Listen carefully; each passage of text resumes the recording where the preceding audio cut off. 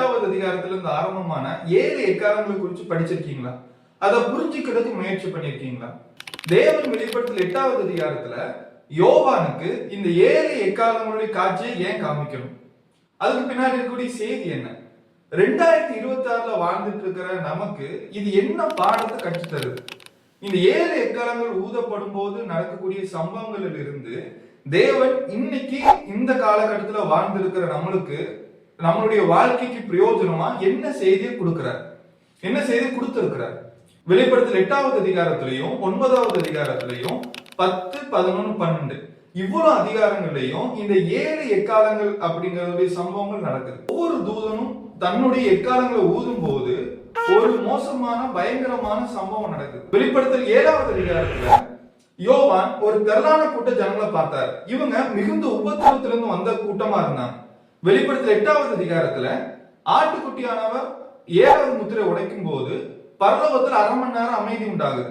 தேவன் பரிசுத்தவானுடைய ஜெபத்தை கேட்டு அதற்கான பலனை கொடுக்கிறார், அதற்கான பதிலை கொடுக்கிறார். இந்த விஷயங்களுக்கு பிறகு யோவான் பார்க்கிற விஷயம் தான் இது. வெளிப்படுத்தல் புஸ்தகம் 8வது அதிகாரம் 6வது வசனம். அப்பொழுது 7 எக்காலங்களுடைய 7 தூதர்கள் எக்காலம் ஊதுகிறதற்கு தங்களை ஆயத்தப்படுத்தினார்கள். இங்க 7 தூதர்கள் 7 எக்காலங்களை பிடிச்சுக்கிட்டு எக்காலம் ஊதுவதற்கு தயாராகிறாங்க. வெளிப்படுத்தல் புஸ்தகத்திலே தவறா போதிக்கப்படக்கூடிய நிறைய சம்பவங்கள்ல அதிகாரங்கள்ல இந்த எக்காலங்களும் ஒண்ணு. இந்த எக்காலங்களை அதனுடைய செய்தியை புரிஞ்சுக்காம இன்னைக்கு நடக்கக்கூடிய சில விஷயங்களை இதோட ஒப்பிட்டு தவறா போதிக்கிறவங்க இருக்கிறாங்க. என்னென்ன காரணத்தினால இந்த 7 எக்காலங்களை குறித்து மக்கள் தவறா புரிஞ்சுக்கிறாங்க? ஒண்ணு, இந்த எக்காலங்களில் சொல்லப்பட்ட சம்பவங்களை செய்திகளை நேரடியான அர்த்தத்தில் எடுத்துக்கிறது. சொல்லப்பட்டிருக்கிறது எல்லாமே உருவகத்தினாலையும் ஓமை அணியினாலையும் அடையாளங்களினாலும் எழுதப்பட்டிருக்கு. இதை ஒருத்தர் நேரடியான அர்த்தத்துல என்ன பண்ண முடியாது அப்படின்னு எடுத்துக்க முடியாது. 7 எக்காலங்கள்ல சொல்லப்பட்ட சம்பவங்கள் 2026ல வாழ்ந்துட்டு இருக்கிற நம்மளுடைய எதிர்காலத்துல நடக்க வேண்டியவைகள் அப்படின்னு சொல்லிட்டு மக்கள் இன்னும் நம்பிட்டு இருக்கிறாங்க. இந்த நம்மளுடைய எதிர்காலத்துல நடக்கும் அப்படின்னு நம்புறது இந்த 7 எக்காலங்களை புரிஞ்சுக்கிறது மிக தவறான ஒரு விஷயம். இந்த 7 எக்காலங்களில் சொல்லப்பட்ட சம்பவங்கள் முதல் நூற்றாண்டுல வாழ்ந்துட்டு இருந்த ஒரு கிறிஸ்தவருடைய எதிர்காலத்துல நடக்க வேண்டியது. இது நம்மளுடைய எதிர்காலத்துல நடக்க வேண்டிய விஷயங்கள் கிடையாது. ஆனா இந்த 7 எக்காலங்களில் சொல்லப்பட்ட செய்தியானது எல்லா காலத்திலையும் வாழ்ந்த கிறிஸ்தவர்களுக்கு பொதுவானது. இந்த 2 விஷயத்தையுமே சரியா புரிஞ்சுக்கலாத ஒருத்தர் இந்த எக்காலங்களை குறித்து படிக்கும் போது தவறாதான் அவர் எடுத்துப்பார். தேவன் இந்த எக்காலங்களை கொடுக்கறதுக்கான நோக்கம் என்ன? தேவன் ஏன் இந்த எக்காலங்களை கொடுக்கிறார்?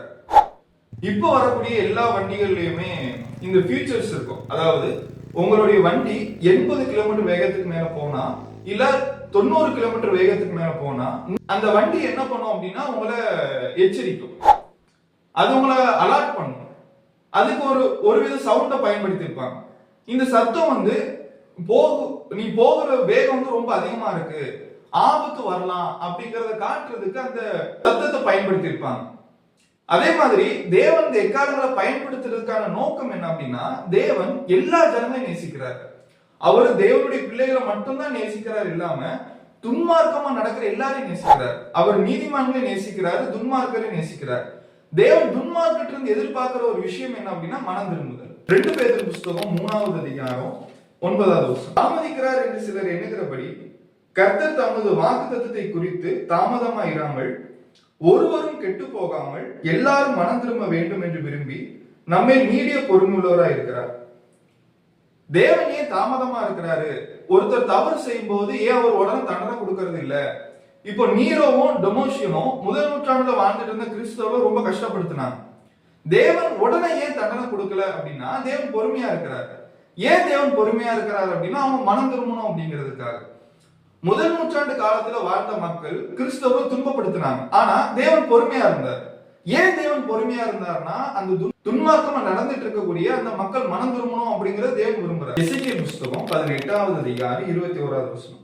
துன்மார்க்கன் தான் செய்த எல்லா பாவங்களையும் விட்டு திரும்பி என் கட்டளைகளை எல்லாம் கை கொண்டு நியாயத்தையும் நீதியும் செய்வானாகில் அவன் பிழைக்கவே பிழைப்பான், அவன் சாவதில்லை.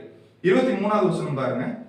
துன்மார்க்கன் சாகிறது எனக்கு எவ்வளவு வேணும் பிரியமோ, அவன் தன் வழியை விட்டு திரும்பி பிழைப்பது அல்லவோ எனக்கு பிரியம் என்று கர்த்தராய் ஆண்டவர் சொல்கிறார். அப்போ தேவனை பொறுத்த வரைக்கும் நம்ம புரிஞ்சுக்கிற ஒரு விஷயம், தேவன் இந்த 7 எக்காலங்களை கொடுக்கிறார் அப்படின்னா தேவன் இந்த 7 எக்காலங்களை வைத்து மனிதர்களை எச்சரிக்கிறார். எச்சரிப்பு அப்படிங்கிற ஒரு விஷயம் கிறிஸ்தவர்களுக்கும் பொருந்தும், துன்மார்க்கமா நடக்கிறவங்களுக்கும் பொருந்தும். கிறிஸ்தவரா இருந்தாலும் சரிதான், துன்மார்க்கமா நடக்கிறவரா இருந்தாலும் சரிதான், தேவபக்தி உள்ளவரா இருந்தாலும் சரிதான், தேவபக்தி இல்லாதவரா இருந்தாலும் சரிதான், இந்த 2 பேர்களுமே தன்னைத்தானே சுய பரிசோதனை செஞ்சு பார்த்து தேவனுடைய வார்த்தையின்படி நடப்பதற்கு தன்னுடைய மனசை திருப்பி கொள்ளணும் அப்படிங்கிற செய்தியை கொடுக்குது. முதல் நூற்றாண்டுல வாழ்ந்த கிறிஸ்தவர்கள் அந்த காலகட்டத்தில் வாழ்ந்த மனிதர்கள் கஷ்டப்படுத்தப்பட்டிருந்தாலும் தேவன் அந்த ஜனங்களிலிருந்து எதிர்பார்க்கிற மிக முக்கியமான விஷயம் என்ன அப்படின்னா மனம் திரும்புதல். வெளிப்படுத்தல் புத்தகம் 2வது அதிகாரம் 21வது வசனம் 22வது வசனம். அவள் மனம் திரும்பும்படியாய் அவளுக்கு தவணை கொடுத்தேன், தன் வேசி மார்க்கத்தை விட்டு மனம் திரும்ப அவளுக்கு விருப்பம் இல்லை.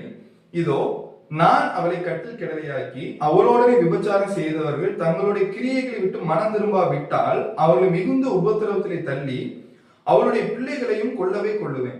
தியேத்திர சபைக்கு எழுதும் போது இயேசு கிறிஸ்துவை பத்தி சொல்லியிருக்கார். வெளிப்படுத்தல் புத்தகம் 2வது அதிகாரம் வசனம், நீ என்ன நிலைமையிலிருந்து விழுந்தாய் என்பதை நினைத்து மனம் திரும்பி ஆதில் செய்த கிரியை செய்வாயாக, இல்லாவிட்டால் நான் சீக்கிரமாய் உன்னிடத்தில் வந்து நீ மனம் திரும்பாத பட்சத்தில் உன் விளக்கு தண்டை அதிலிருந்து நீக்கி விடுவேன். அப்போ இந்த வெளிப்படுத்தல் புஸ்தகத்தை நம்ம படிக்கிற உபத்திரவங்களுக்கும் வெளிப்படுத்தல் 8வது அதிகாரத்திலிருந்து ஊதப்படக்கூடிய எக்காலங்களுக்கும் அந்த எக்காலத்தினால் வரக்கூடிய வாதைக்கும் இருக்கிற மிக செய்தி, அது முதல் நூற்றாண்டு வாழ்ந்த கிறிஸ்தவரோ முதல் நூற்றாண்டு வாழ்ந்த மனிதரோ இன்னைக்கு 2026 வாழ்ந்துட்டு இருக்கிற மனிதரோ எல்லாருக்குமே பொதுவா இருக்கிற ஒரு விஷயம், தேவன் தண்டனை கொடுக்கிறார் அப்படின்னா நம்ம சுய பரிசோதனை செஞ்சு பார்த்து நாம் மனம் திரும்பணும் அப்படிங்கிற தேவன் எதிர்பார்க்கிறார். அப்போ இந்த 7 எக்காலங்கள் அப்படிங்கிறது தேவன் மனிதர்கள் மீது வைத்த அவருடைய அக்கறையை வெளிக்காட்டு, தேவன் அவருடைய ஜனங்கள் மீது வைத்திருக்கக்கூடிய அக்கறைய வெளிக்காட்டுது. 7 எக்காலங்களை நம்ம 2ஆ பிரிக்கலாம்.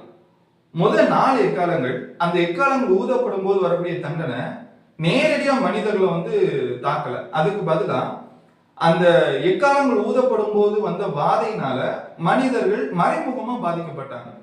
முதல் 4 எக்காலம் ஊதப்படும் போது இந்த 4 எக்காலங்களுமே எதை சேதப்படுத்தியது அப்படின்னா நிலத்தையும், அதாவது விவசாயத்தையும், 2வது கடலையும், 3வது நீரூற்றுகளையும், 4வது சூரியன் சந்திரன் நிலவுகளையும் அது சேதப்படுத்தியது.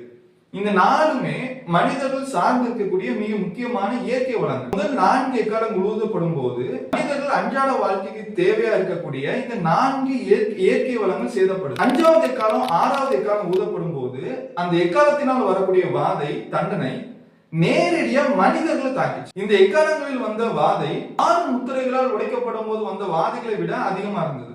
அப்போ தேவன் இங்க உபத்திரவத்தை கூட்டிட்டு போறதுக்கான நோக்கம் என்ன அப்படின்னா மனம் திரும்பணும் அப்படிங்கிறது. லூக்கா 13வது அதிகாரத்துல இயேசு கிறிஸ்து ஒரு உண்மையை சொல்லியிருப்பார். அதாவது ஒரு மனிதனுக்கு திராட்சை தோட்டம் இருந்தது. அந்த திராட்சை தோட்டத்துல ஒரு அத்திமரம் இருந்தது. அந்த அத்திமரம் ரொம்ப நாள் அந்த தோட்டத்தில் இருக்குது, ஆனா அதுக்கு கனியே கொடுக்கல. ஒரு நாள் அந்த தோட்டத்தினுடைய எஜமான் அந்த அத்திமரத்தை பார்க்கும்போது அது ரொம்ப வருஷமா இருக்கு, ஆனா அது கனியே கொடுக்கலையே அப்படின்னு பாக்குறாரு. லூக்கா புத்தகம் 13வது அதிகாரம் 7வது வசனத்துல, அப்பொழுது அவன் தோட்டக்காரரை நோக்கி, இதோ 3 வருஷமா இந்த அத்திமரத்தில் கனியை தேடி வருகிறேன், ஒன்றையும் காணவில்லை, இதை வெட்டி போடு, இது நிலத்தை ஏன் கெடுக்கிறது என்றான். அப்போ 3 வருஷமா அந்த தோட்டத்தினுடைய எஜமானன் அந்த அத்திமரத்தை பார்த்துட்டே இருக்காரு, அது கனி கொடுக்கல.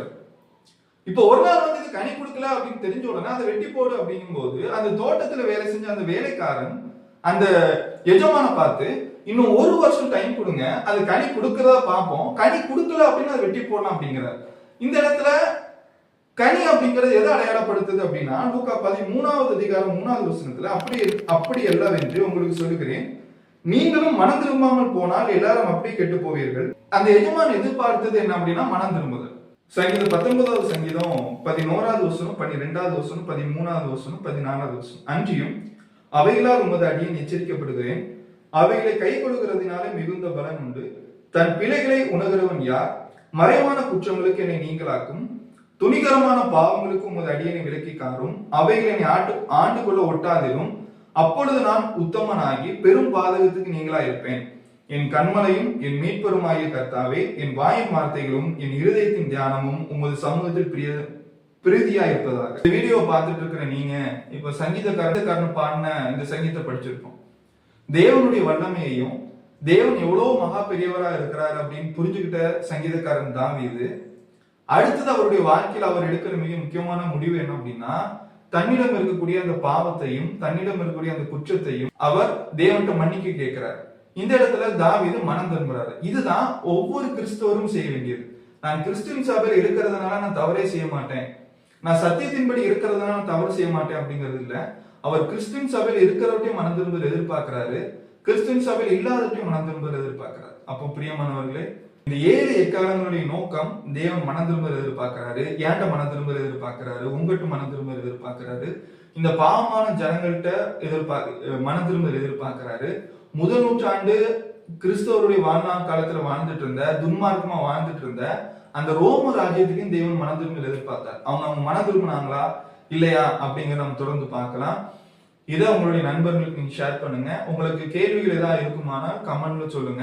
இங்க கொடுத்திருக்கிற நம்பரை நீங்க தொடர்பு கொள்ள முடியும். தேவன் நம்மை ஆசீர்வதித்து வழி நடத்துவார்.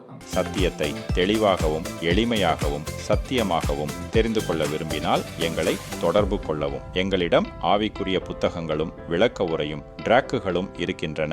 எங்களை தொடர்பு கொள்வதன் மூலமாய் இலவசமாய் நீங்கள் பெற்றுக்கொள்ளலாம். பிரதர் செலின் 9790234583 மற்றும் 78450218883.